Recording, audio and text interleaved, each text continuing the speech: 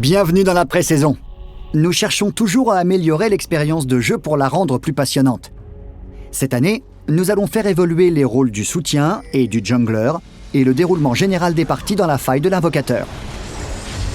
Donnez-nous votre opinion pour nous aider à améliorer le jeu avant la saison 2014. Nous pensons que les joueurs doivent apprécier leur partie jusqu'à la fin, quel que soit leur rôle. La plupart de nos rôles et positions y contribuent, mais les supports et les junglers peinaient à enthousiasmer en fin de partie. Commençons par parler des supports. Abattre un Nexus ennemi n'est pas simple.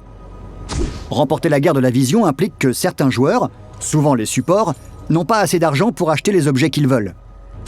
Nous modifions donc l'élément vision du jeu pour augmenter le côté stratégique et mieux partager la responsabilité des balises. Vous allez découvrir de nouveaux objets de vision cette saison, les reliques. Gratuite et stockée dans son propre emplacement, chaque relique offre quelque chose de différent, comme la détection et la désactivation des balises proches, la reconnaissance d'une zone éloignée ou le placement d'une balise. Comme les reliques sont gratuites, elles permettent à tout le monde de prendre part facilement à l'aspect vision du jeu. Autre changement, chaque joueur ne peut plus placer qu'un nombre limité de balises simultanément sur la carte. Nous voulons que les joueurs réfléchissent bien avant de poser des balises, tout en les encourageant à éclairer la carte ensemble. En plus de réduire la pression que faisait porter sur eux l'aspect vision, nous offrons aux supports d'autres moyens de gagner de l'or via les maîtrises et les objets. Plusieurs objets conçus pour les supports leur permettront de gagner de l'or et de profiter du jeu jusqu'à la fin.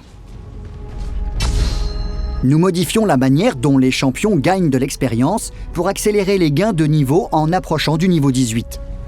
Les champions en duo sur une voie pourront plus facilement s'occuper des balises ou vagabonder tout en restant au niveau de l'équipe sans crainte de se laisser distancer. Enfin, nous voulons que les supports se sentent aussi utiles dans un combat d'équipe que les puissants mages ou les indestructibles tanks. Pour cela, nous introduisons un système de progression des compétences de support qui leur permet de profiter des gains en puissance. Les enchantements et sortilèges seront ainsi de plus en plus efficaces au fil de la partie, ce qui leur permettra de se sentir aussi utiles que les autres rôles. En ce qui concerne les junglers, nous avons vu des styles de jeu utilitaires qui fonctionnaient très bien durant la saison 3, mais pour les junglers carry qui contribuent au combat d'équipe avec des dégâts, nous avons décelé autant d'occasions d'amélioration qu'avec les supports. Nous avons donc ajouté un camp de jungle de chaque côté de la carte, ce qui offre d'autres passages et plus de revenus hors des voies. Nous ajoutons aussi de nouveaux objets permettant aux junglers de personnaliser leur build selon leur façon de jouer, qu'ils restent dans la jungle ou qu'ils gankent les voies. Pour qu'un jungler ne prenne pas de retard sur le reste de son équipe, nous faisons évoluer le niveau des monstres neutres en fonction du niveau moyen des champions, ce qui augmente l'expérience et les PO que vous pouvez en attendre.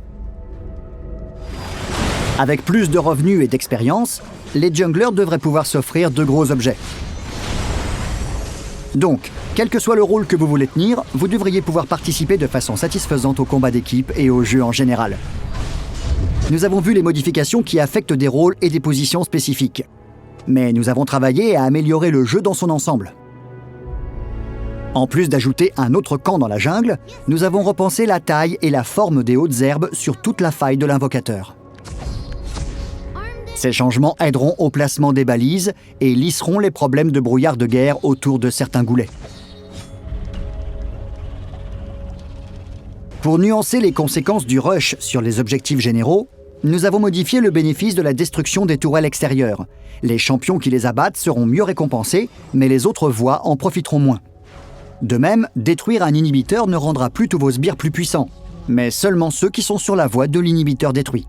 Cela devrait donner aux équipes qui perdent un inhibiteur la possibilité d'espérer un comeback au lieu de ne s'occuper que des voies. Enfin, l'or et l'expérience du dragon augmenteront avec le temps et les récompenses seront accrues tout au long de la partie. Notre but est que le dragon soit l'objet de lutte âpre, même en fin de partie, contrairement à ce qui se passe aujourd'hui. En liaison avec les autres modifications majeures que nous avons déjà vues, cela devrait rendre l'expérience de jeu plus dynamique. Et ce n'est que la partie visible de l'iceberg. Pour tout savoir sur les changements de la pré-saison, y compris ce qui n'a pas été évoqué ici, consultez le reste de notre contenu sur la pré-saison et gardez l'œil sur les mises à jour tandis que nous étudions vos retours.